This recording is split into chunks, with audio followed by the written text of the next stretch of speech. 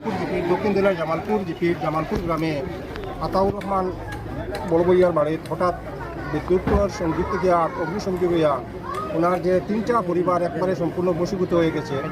যে এই কারণে আজকে এই দুর্যোগ, এই যে দুর্যোগের সময়, এই বিপদের সময় গ্রামের মানুষ তো এই পরিবারকে আগুনের হাত থেকে রক্ষা করতে পারে নাই। সম্পূর্ণ 2-3টি ঘর একবারে বশীভূত হয়ে সর্বস্ব নিঃস্ব হয়েছেন এই পরিবারের মানুষ।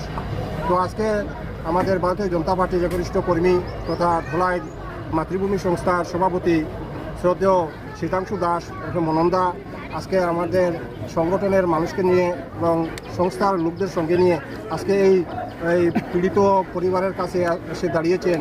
ওনার সংস্থা থেকে আর্থিক 6,000 টাকা এই 3 পরিবারকে আর্থিক সাহায্য হিসেবে তুলে দিয়েছেন। এই জন্য ওনাকে আমরা অশেষ ধন্যবাদ জানাই এই বিপদের সময় এই পীড়িত মানুষের পাশে দাঁড়ানোর জন্য।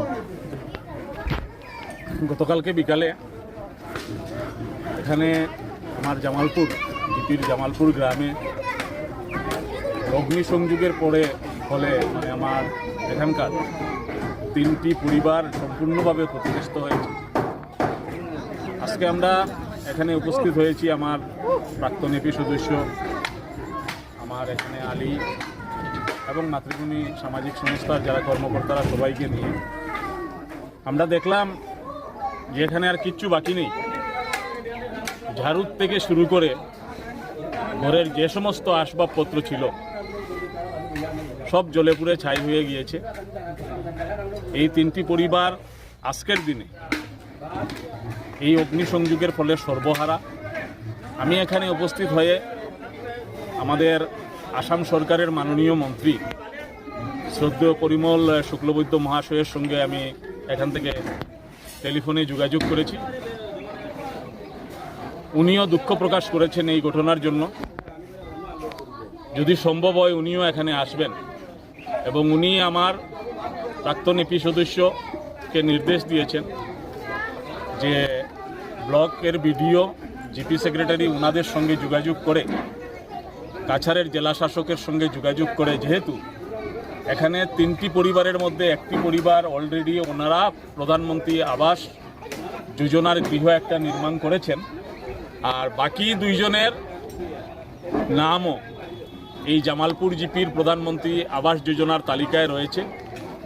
বাকি 2 জনের ঘর যাতে ইতিমধ্যে মঞ্জুর করা হয় এবং এই ঘরটা যাতে সরকারের পক্ষ থেকে নির্মাণ করে দেওয়া হয়, তার জন্য আসাম সরকারের মাননীয় মন্ত্রী শ্রদ্ধেয় পরিমল শুক্লবৈদ্য মহাশয় উনি নির্দেশ দিয়েছেন এবং উনিও জেলা শাসক বিডিওর সঙ্গে ব্যাপারে আলোচনা করবেন এবং এখানে আমাদের প্রাক্তন এপি সদস্যকেও দায়িত্ব দেওয়া হয়েছে যাতে সেক্রেটারির সঙ্গে আলাপ করে সেই কাজটা তাড়াতাড়ি উনি করতে পারেন। আমরা অত্যন্ত দুঃখিত, মাতৃভূমি সামাজিক সংস্থা আমরা গতকালকে খবর পাওয়ার পর বা আমরা মোবাইলে এই যে অগ্নিকাণ্ডের দৃশ্যগুলো দেখার পর আমরা মর্মাহত।